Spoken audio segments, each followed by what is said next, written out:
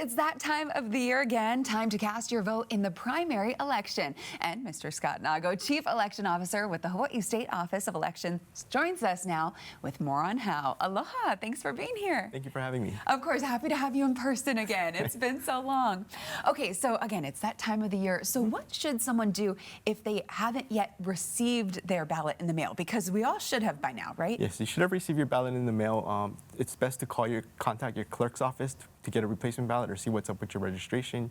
You can also go online to elections.hawaii.gov to verify that you are properly registered.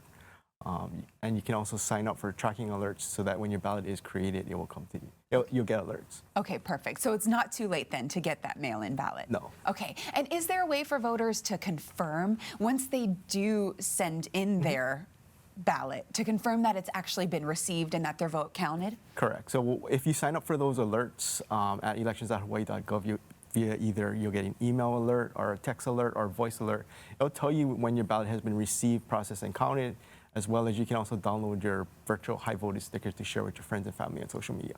Okay, perfect. That's always good to know. And then are there any reminders for returning voters that are, planning to either mail in their ballot or planning to potentially go in person?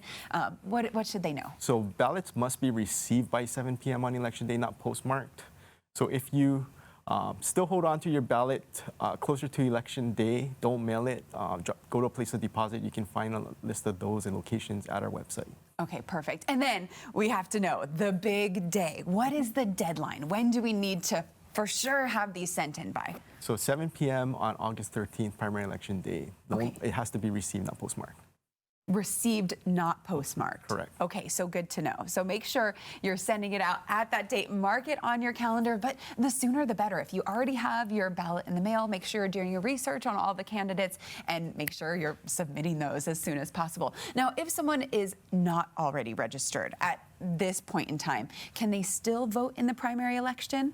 Yes, they can still register to vote. They can go online and register at our website, or they can register in person and vote in person at a voter service center beginning August 1st. Okay, perfect. And speaking of those voter service centers, if people, do want to go in person and vote, if they feel more comfortable doing that, how do we find the locations? Is there a website to go to? Yes, you can go to our website, elections.hawaii.gov, for a list of locations and hours. Okay, perfect. And any last minute reminders for everyone?